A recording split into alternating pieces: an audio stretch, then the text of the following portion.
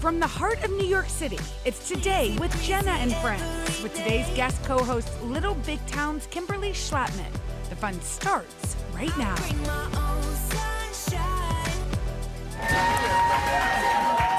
Hey everyone, it's Tuesday, January 28th. Looky who's here for Music Week, Little Big Town's Kimberly Schlattman. This is her hit song. Y'all know it. With her band. Uh-oh, I just got stuck on the table. Uh-oh. Day drinking. Yeah. We are so happy you're here. Thank you. You know what? You're one of the type of women who, when you call, you show up. Oh. You're that type of woman. woman. Well, I've been wanting to do this for so long. I did it once with Kathy Lee a long time ago, once with Hoda a long time ago, but it's been so long. And thank you for having me. Oh my back. gosh, this is one of my favorite things to do. We're so happy you're here. Okay, 25 years. 25. Of Little Big Town. Yeah, it's crazy.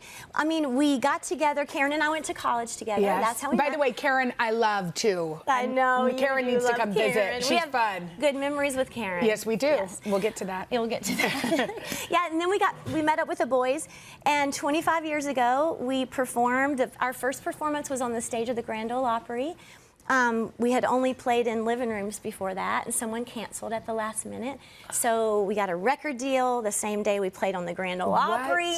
And we, of course, had dreams of making it, but we didn't know what that would mean. And then here we are 25 years later. I mean, raising kids together. Amazing, because even, you know, friendships or marriages, you pray for 25 years. Yeah. So to work in a creative partnership for 25 years is incredible. It's really special. And we truly love each other. Yeah. We don't always get along, but we rarely ever fight. Yeah. I mean, it's very rare. Yeah. I like to say that I'm the secret to Karen and Jimmy's marriage because I stand between them all the time. I know, which I noticed. They're never next to each other, but they're always next to each other. Well, we're very superstitious about how we line up because we've always had that lineup. Philip, Karen, me, and Jimmy. And so we're scared to get... When you perform, you always do that? Always. So we're scared to... Mix it up. Mix it up, yeah. So I just stay right there in the middle, and people are always like, some people, why is Kimberly always in between Karen and Jimmy? You're like, because that's our order. We're not changing it. 25 years later, it's working. It's worked. Okay, are you a White Lotus fan? Oh my, yes. You love it? Oh, I'm excited. Well, season 3 is back, and the new trailer just dropped. This time, guests will be checking into a resort in Thailand. Take a look. I'm so happy. All my babies all together. I hope you enjoy Thailand. We usually go to the Caribbean. I feel really lucky to be here. I want to learn everything I can and bring the magic back to Maui. It's a wellness center. You should get a facial. Rick, the lady in the airport thought you were my dad. Oh my God. Old friends. Long-time friends, not old. Oh. What happens in Thailand stays in Thailand. Oh, what does that mean? It means we're not dead yet. Amen. Amen. Oh. That's so fun. Doesn't that seem like a blast? We had one wild night at a resort. We did. In Tennessee. We had a memorable one. We sure did. I might remember it a little bit more than some of y'all do. But it was fun. All I have to say is that if the band Little Big Town asks you if you want to go out, you say yes and you cancel your plans for the next day. Because we had so much fun. We played this game, which I have later played with other friends, where we went around in a circle and we asked everybody the song that made them fall in love with music. Yeah. And your band members, Philip, played it on his guitar. Philip's so talented. It was amazing. So talented. It's so fun. We do throw a good party. Yeah, there might have been some dancing on tables, not by me, but by other members. My lips are sealed. Now, have you ever had a wild night on vacation? Yeah.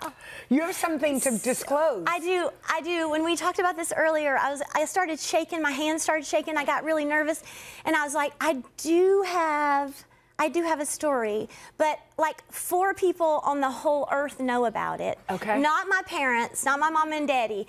So I decided before I could say it, I needed to call my mama. So I did that like 10 minutes ago, and I was like, Mama, is Daddy there? Can he hear me? I have to tell you something. And I told her, and she's like, what? And then finally, I got more nervous and nervous, and then she started giggling. Okay. Okay, so it was okay. So she forgave. So. What is it? Schlapp and I got married. My husband, I call him Schlapp. Yeah. Our last name is Schlappman. Yeah. My late husband's name was Steve. Yes. This one's name is Steve. Yes. I can't call both of my beautiful men Steve. So this is Schlapp. So Schlapp and I got married November 2006. Okay. But 6 months earlier, we eloped to Vegas. Wait, your parents didn't know that till today? Nobody knew. No one knew. Wait, y'all went to Vegas, you had a couple drinks, and what happened? No, we planned it. Oh, okay, We planned that we were going to go because we were meeting some family out at the big, beautiful lake out there. Yeah. And so Schlapp was like, what if we go a day early and get married? And I was like, I've never done anything bad. Yes, yes. And so we did. And we kept it a secret for a really, really long time. And then, this was back when we were booking our own hotel rooms, Little Big Town. Yeah. And so I had to tell Karen because I wanted a hotel room with my husband. And so she knew, like, one of the first, and I told my sister. Yes. But, yeah. Your mom didn't know till today? My parents found out 10 minutes ago, and I'm still shaking thinking about it. But it's nice to be free of that. Yeah, now was Elvis there? Elvis was at the reception. Oh, we're gonna give you a mic because we feel like you'll be more comfortable singing like this. Or your microphone's messed My up. microphone's not. Did you hear my secret? Yeah, we heard you Okay. eloped. Okay, we eloped to Vegas. By the way, I was scared for what was coming, and that was pretty good. It's pretty good, huh? Yeah. It's pretty fun. I'm proud of it. Do your children know? No. Now they do. Not till now. Okay. Yeah, not many folks know. Don't judge. No, okay? do not judge. Don't judge. No, that was amazing. It was beautiful and wonderful, and it's worked out. It has. Well, you know, I've always wanted to kind of be you or somebody like you. I've always wanted to be a singer. And I actually was on Kelly Clarkson, and I'll let you hear what happened. I can't wait. Okay. Let's watch this. People are sitting in their version of Jolene. Yeah, which is hard to. Well, Jolene, Jolene, Jolene, Jolene. I've never seen your voice. I've never seen your voice. on key. You did everything right. What are you talking about? Maybe I should do voice lessons in 2025. Yeah. Okay. It's never too late. Oh, my stars, that was so good. Well, I don't was know. really I mean, good. Kelly sounded really good. So did you. The first Jolene was okay. The second was a little worse. The third, you know, I could do one. I'm a one-note wonder. No, you were fabulous, and I know you had Broadway dreams also. You Yes. should go for it. You just need some lessons. Well, you don't need lessons. Well, I do that need came lessons. out wrong. No, but I do. To feel better about yourself, you could just take a few lessons. Okay, well, you want to teach me some things that real singers do? Sure. Since you have a microphone, Sure. it seems Okay, since I have appropriate. a microphone, let's Yeah. hop up. Oh, we're gonna stand? You gotta loosen up your body. You can Okay. loosen up your body like this, or you can have a shot of something, however you want to loosen up your body. This is water, but we'll pretend. Anyway, so you Okay. gotta get up and moving really good. Okay. And then my favorite ones Yeah. are like go there first. This is sad news. I don't know how to do that. Oh, I did it. You did it. Put a little bit more air behind it. You may not want this microphone after I put all that air. Okay. One and more. Then, gug gug gug gug gug gug gug. That opens up your larynx and you make it big. Whoa, gug gug gug gug gug gug gug. Gug, gug, gug, gug, gug, gug, gug. Perfect. You're Is on that your good? way. You're on your way. She's going to Broadway. You're the cutest. Okay, we've got an excellent show for you today. From the new comedy, your cordially invited actor Jack McBrayer's here. That's right. Then one of the hottest names in music right now, Teddy Swims, is going to perform his song Bad Dreams. But first, y'all, we're going to weigh in on some viral debates that have the internet divided right after this. You did so great. Oh, my God.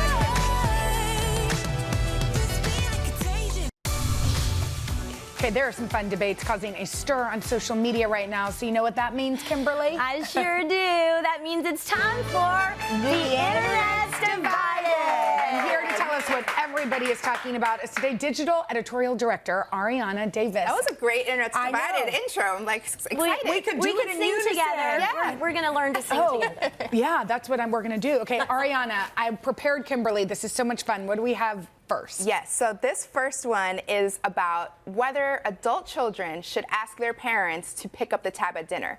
So Chrissy Caines is a 33-year-old behavioral therapist, and she posted about how she went to dinner with her parents.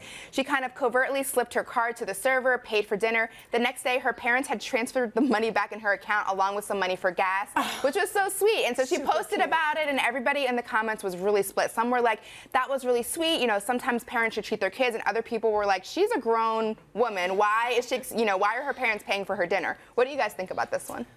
I think it's tricky because I think, you know, especially if you don't live near your parents, they don't have time to treat you as much. But like sometimes Henry, my sweet husband, will be like, I'm gonna put the card down. I'm like, I'm pretty sure he's got it, you know? But then my dad's like, oh no, if you're gonna pay, Marvin's coming, my brother's coming, my sister's coming, invite everybody. That's sweet. I think, you know, I think that dad, the stepdad, he had a big heart, and that's so kind. I mean, I'm raising 2 girls, you're raising 3 kiddos. Yes. They cost a lot. Yeah. So one day if they want to buy my dinner, I'm going to be okay with that. 100%. That's true. And you also hope your kids, you know, go on and can be successful enough to do it. Yeah. Well, Mom and Dad, if you're watching, I love when you treat. Just got to put that out there, right? My daddy's the same way. He's like, you're not paying for your meal when you're at my house. So I love that. Sweet. Well, for this one, of everyone who voted, 6% of people said kids should always pay. 39% said if parents offer, let them pay, and 55% suggested just splitting the tab. Yeah. Okay, well, here, what else is we hear the next one we're going to have a weigh in on. Kids crop tops? Yes, kids and crop tops. So a mom named Alyssa Preston in Iowa posted from the children's section at Target, and she basically was like, retailers, some of us moms want full-length shirts for our children. We don't only just want crop tops. So she posted this, and people were fired up. This one got a lot of clicks on Today.com. And basically, some people are like, if kids want to wear crop tops, why not? Like, let them be cute. And other people are like, never. Like, this is inappropriate. It's not right for children. What do y'all think about this one? Kimberly? If you're not debating at your house over this topic, consider yourselves lucky. Totally. I have a 17-year-old and an 8-year-old. And luckily, we go to a school that doesn't allow them, so that's kind of my excuse. But I think that they're so cute. Well, there's a point to where when you have a little pot belly and you're a kid and you're like so cute, and then that gets to where it's not cute. And so I think my girls, I'm gonna let them do it someday. If they want to go out and show the world their bellies, I'm gonna let it happen. Love them anyway. Yeah, I mean, it's hard because we want our kids, especially our girls, to feel body positive. Yes. And if they feel good about themselves, great. But it's also if they're really little, they're going to get cold. Yeah. Well, what about boys? Though? I didn't think about that. I mean, where's the talk about the boys? Oh, You have that a little boys. boy. He so far has not asked to wear a crop top.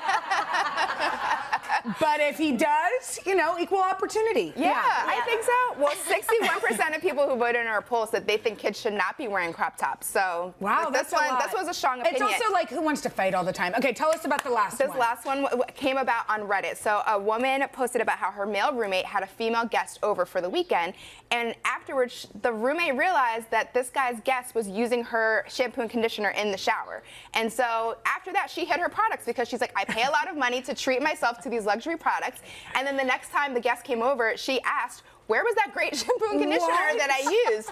And then the roommates got in a big argument about it. He called her rude for hiding the products. So have you guys ever dealt with this? It sounds like the guy is having kind of a girlfriend come shack. That's what we used to call it. Yeah. And he needs to buy her own shampoo. Right. Yeah. Get it. Yeah, Right. I think so. And I think like the one whose good shampoo was used, maybe she should buy herself a little caddy. Yeah. A cute little store. like a and put college her caddy. favorite stuff. college. Put her favorite stuff in it. Yeah. Hide it in her closet. Yes. When she wants to take a shower, take it with her. Totally. She's all smelling all great and nice, and just put the secondary, almost great stuff in the shower. Exactly. I love to have my bathrooms full of the yummy stuff for my guests, but it can get really expensive. Well, also, you know, these people are roommates, so seems like they're young. Yes. You know. Yeah. If you're a guest, I don't know if you just use people's products without asking. That seems a little. But yeah, for this one, 71% of people said she was not in the wrong for hiding her products. Like, good for her. Hide those products. Yes. Hide them. Yeah. Okay, thank you, Ariana. If you guys want to get in on these viral debates, go to today.com/poll. Up next, he's back where it all began right here at 30 Rock. We are talking about Jack McBrayer. I'm so excited. He's got a new comedy to tell us about after this. Jack McBrayer has been a 30 Rock fixture ever since starring as Kenneth, the NBC page, on the hit series. And now he's back to make us laugh in the new comedy, You're Cordially Invited. Jack plays a manager of a wedding venue that accidentally, I watched this last night, it's so good, accidentally double booked 2 families. It's led by Will Ferrell and Reese Witherspoon, and take a look. Hold on. I think there might be a little mistake, because my daughter's getting married, Jenny Caldwell. It's booked. We booked the weekend. Well, now I only have Nev Buckley written down here. No, that's not possible. That's literally impossible. I'm looking at the book. Okay, well, look at the book again. I spoke to your mother, Scarlett. She booked it. In fact, bring her out. Scarlett! Get out here! Scarlett, it's Jim! Oh, she passed last summer. Oh, that's Sorry for your terrible. I'm loss. sorry. Thank you. She meant so much to this place. That being said,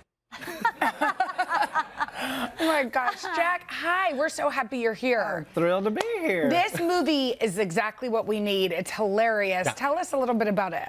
Well, we filmed it in Atlanta, Georgia, a couple years ago, and it was so fun. It was just like a crazy summer camp, hanging out with Will Ferrell. First movie I ever did was Talladega Nights with Will Ferrell. Oh my gosh. I know, and working with Reese Witherspoon, Oscar winner, Reese Witherspoon, and it was just silly and fun. Leanne Morgan, we're all having dinner Oh, we love Leanne Morgan. Funny as Mickey Mouse. Funny as Mickey Mouse. Country as a butterbean. That's what you know what? That's what I loved about this movie. Being a Georgia girl, Yes.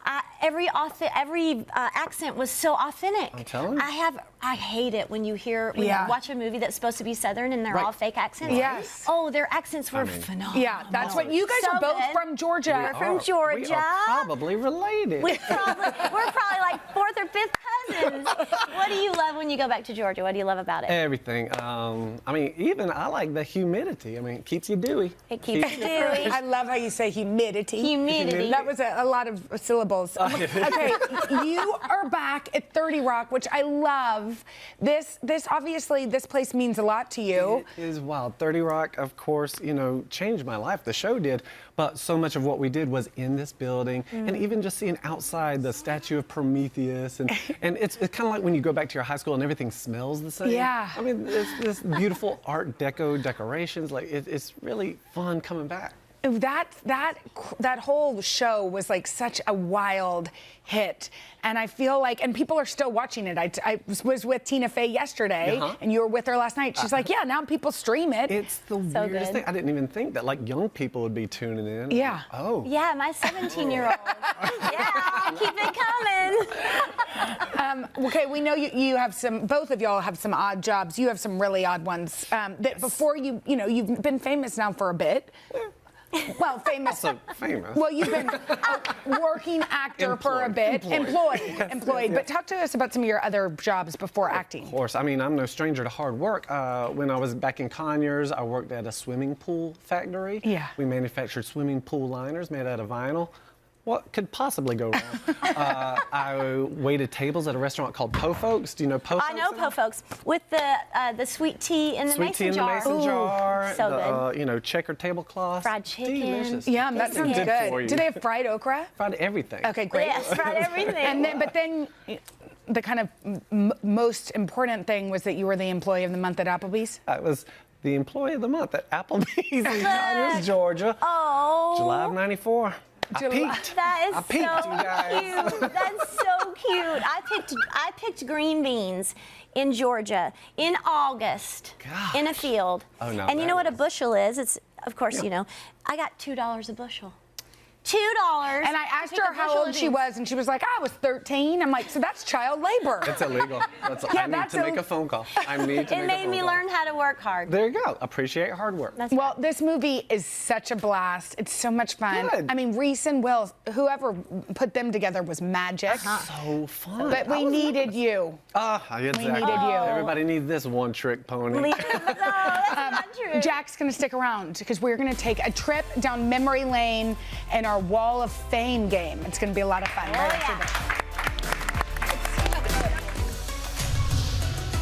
We are back with Jack McBrayer, who stars in the new movie You're Cordially Invited. Jack has been described as the Where's Waldo of pop culture. We didn't describe him that way, somebody else did, but he's always showing up in unexpected places. So we thought we'd take a fun look at some of his most memorable appearances in our game. We're playing a game. Yes, it's called Jack McBrayer's Wall of Fame. Okay, so Jack, this is how we're gonna play. Yes. We're gonna spin this wheel. Great. This is a wheel. Yes. And there's gonna be a moment from your career that's gonna pop up, and you gotta just tell us what's happening, okay? Absolutely. So let's spin the wheel. Now that is Mimi. That's Mariah Carey. Yes. What is happening here? So I play Mariah Carey's love interest in the hit music video "Touch My Body." Typecast as always. What year was this? This would have been 2008, and this. There was a unicorn? There was a unicorn. There was a There was cake. a swimming pool. It was the most surreal experience of my life. Have you seen her since? I have. I've seen her since at like a Golden Globes party. You're like, hey, Mariah, it's me. The DJ turned on "Touch My Body," and we sat next to each other and kind of like Oh, danced. how cute. I love that. That's All right, amazing. Let's see the next one. It's Yes, gonna be please. I know it's gonna be great. It's gonna be great. There's no way it's not. Okay, this is you. You're sitting with the cast of Succession at the Emmys last year. I And a think lot of people were like, what? Was Fancy he in pants. Succession and we didn't know it? Yes, deleted scenes. Jack McBrayer cut. I was the What type HR of character would representative. you play if you had played in Succession? Maybe a motivational speaker, an HR employee. Now, how did this happen? How did you sit at this table? So I am friends with Alexander Skarsgård. We've been friends for years and years and years. And anytime he needs a plus one, you can count on old Jack McBrayer to say yes to a party. Where is that? Are y'all in some sort of race in that We picture? were at Talladega for a NASCAR race. Oh my gosh. I know, my life You is live a great crazy. life. My life is crazy. You live I a cannot great explain life. it. I want to come back as you in my next life. know. Okay, come Aim in. This higher. is the next one. Yes. Spin it. Okay, it looks like you're playing chess with the dog. Where is this? I'm playing chess with a dog. I used to do sketches for Conan O'Brien's late night show here at NBC.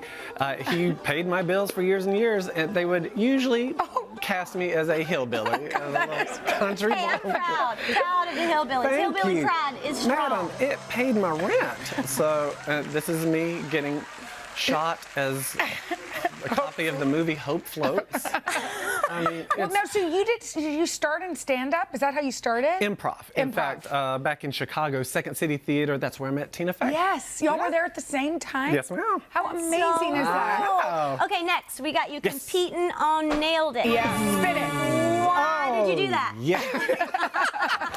I thought it would be fun. They asked me to be a judge on the show, and it's a super fun show. So I said, "Can I actually be a contestant?" And they said yes. And But it spoiler wasn't a alert, celebrity edition. It was not a celebrity edition, even though I was on it. It was you showed up and you were going against cute. two other contestants? Bless their hearts. But the good news is, I did not nail it. Now, are you a baker? Not even a little bit. Okay. I'm not positive my stove works. It's purely decorative. Oh my gosh, Jack, you are the best. Please come back. This is so much fun. Y'all can catch Jack and You're Cordially Invited. It streams this Thursday on Prime Video. It is so good. Up next, he's performing at the Grammys this weekend, but first he's performing for us. Also a Georgia guy, the one and the only Teddy Swims, right after this.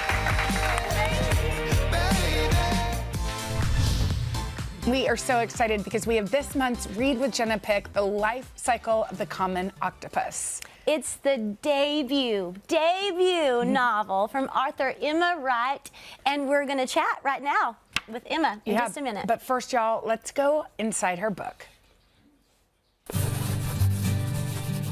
Pin has traveled halfway across the world to begin her first semester of college at the University of Edinburgh.